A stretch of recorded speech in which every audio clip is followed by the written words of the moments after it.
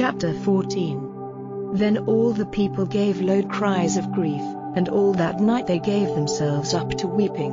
And all the children of Israel, crying out against Moses and Aaron, said, "If only we had come to our death in the land of Egypt, or even in this waste land.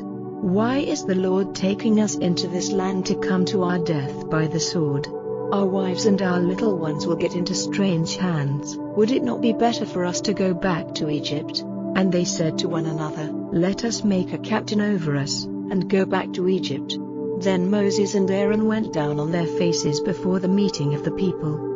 And Joshua, the son of Nun, and Caleb, the son of Jephunneh, two of those who had been to see the land, giving signs of grief, said to all the children of Israel, "This land which we went through to see is a very good land.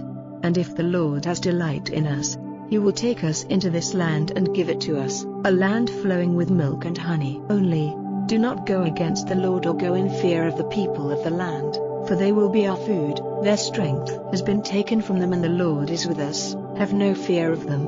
But all the people said they were to be stoned. Then the glory of the Lord was seen in the tent of meeting, before the eyes of all the children of Israel. And the Lord said to Moses, "How long will this people have no respect for me? How long will they be without faith, in the face of all the signs I have done among them? I will send disease on them for their destruction, and take away their heritage. And I will make of you a nation greater and stronger than they."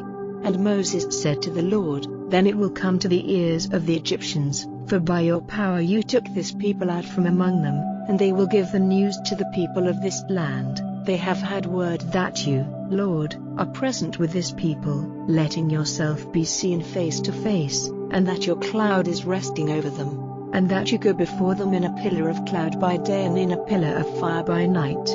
Now if you put to death all this people as one man, then the nations who have had word of your glory will say, because the Lord was not able to take this people into the land which He made an oath to give them, He sent destruction on them in the waste land. So now, may my prayer come before you, and let the power of the Lord be great, as you said. The Lord is slow to wrath and great in mercy, overlooking wrongdoing and evil, and will not let wrongdoers go free, sending punishment on children for the sins of their fathers, to the third and fourth generation.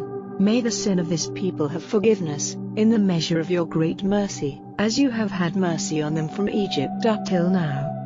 And the Lord said, "I have had mercy, as you say, but truly, as I am living, and as all the earth will be full of the glory of the Lord, because all these men, having seen my glory and the signs which I have done in Egypt and in the waste land, still have put me to the test 10 times, and have not given ear to my voice. They will not see the land about which I made an oath to their fathers, not one of these by whom I have not been honored will see it, but my servant Caleb, because he had a different spirit in him, and has been true to me with all his heart. Him I will take into that land into which he went, and his seed will have it for their heritage." Now the Amalekites and the Canaanites are in the valley. Tomorrow, turning round, go into the waste land by the way to the Red Sea. Then the Lord said to Moses and Aaron, "How long am I to put up with this evil people and their outcries against me? The words which they say against me have come to my ears. Say to them, by my life, says the Lord, as certainly as your words have come to my ears, so certainly will I do this to you. Your dead bodies will be stretched out in this waste land, and of all your number, all those of 20 years old and over who have been crying out against me, not one will come into the land which I gave my word you would have for your resting place, but only Caleb, the son of Jephunneh, and Joshua, the son of Nun, and your little ones, whom you said would come into strange hands, I will take in, and they will see the land which you would not have. But as for you, your dead bodies will be stretched in this waste land, and your children will be wanderers in the waste land for 40 years, undergoing punishment for your false ways, till your bodies become dust in the waste land. And as you went through the land viewing it for 40 days, so for 40 years, a year for every day, you will undergo punishment for your wrongdoing, and you will see that I am against you. I the Lord have said it, and this I will certainly do to all this evil people who have come together against me. In this waste land destruction will come on them, and death will be their fate.